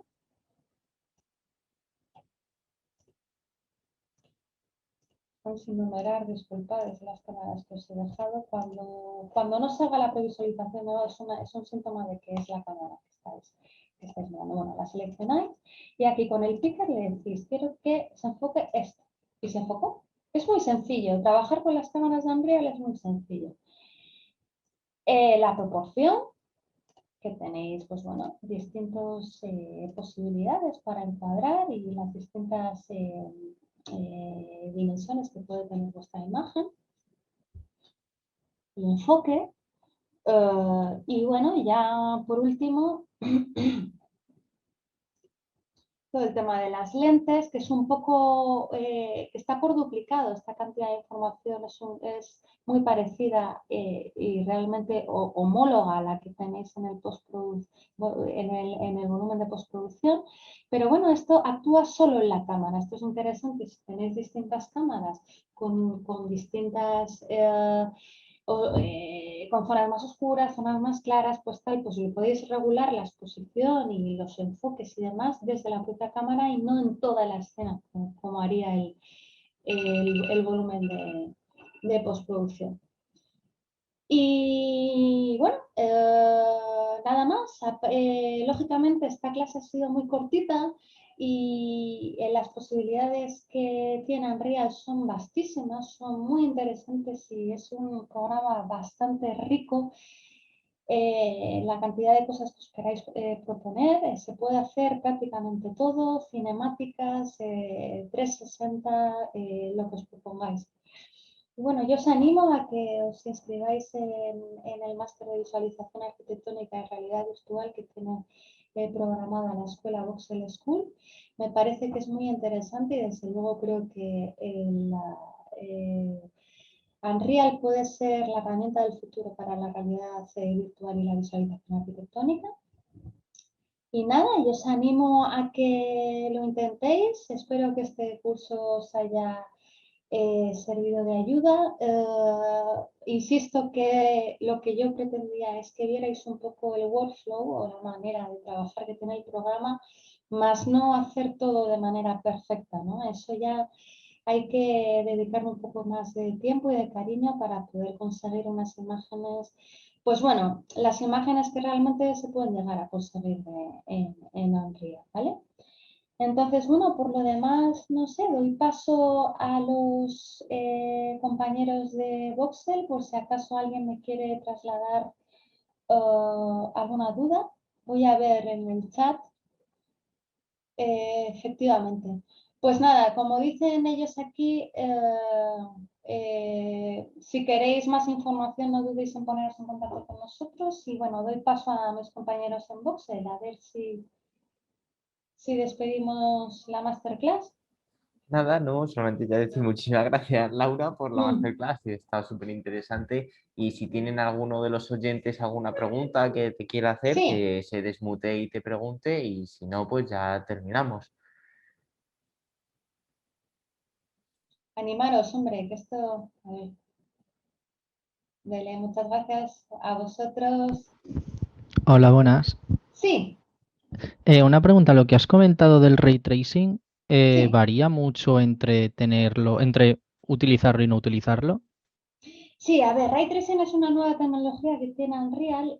Yo no os la he tenido, o sea, yo no os la he dejado activada en este archivo porque lógicamente desconocía la capacidad y el equipo que teníais cada uno, porque Ray Tracing funciona con las gráficas NVIDIA y tienes que tener una gráfica bastante potente. Es muy sencillo, vosotros si venís aquí en File, en Project Settings, apretáis y ponéis Ray Tracing. Está aquí. Esto es una pestañita que tenéis que activar junto con otra que hay en Windows. En Windows aquí. Lo activáis y os va a salir aquí debajo un diálogo directo que os requiere reiniciar el archivo.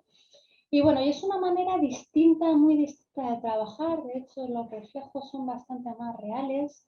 Es una manera, consume muchísimos recursos, pero es óptima. O sea, la capacidad que tiene para simular de manera realista la iluminación y los reflejos y el ambiente en general del entorno es mucho más gratificante. Lo que pasa que bueno, yo os he mostrado la manera antigua de hace un año para funcionar en Unreal, porque es como se debe trabajar con ordenadores con pocos o recursos estándar.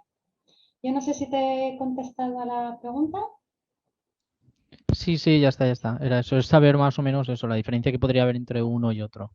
Muchas gracias. Sí, de hecho, en todos los blogs y en la página web de Epic Games, y podéis ver muchísima gente que hace cosas espectaculares con Ray Tracing, es bastante más fácil, los cálculos de luz son un poco más costosos, pero el resultado, sobre todo con las reflexiones, es bastante bueno. Sí. Pues nada, si tenéis alguna duda más, me hubiera gustado poder daros más cosas, pero bueno, lógicamente esto era una clase cortita y nada, era una aproximación.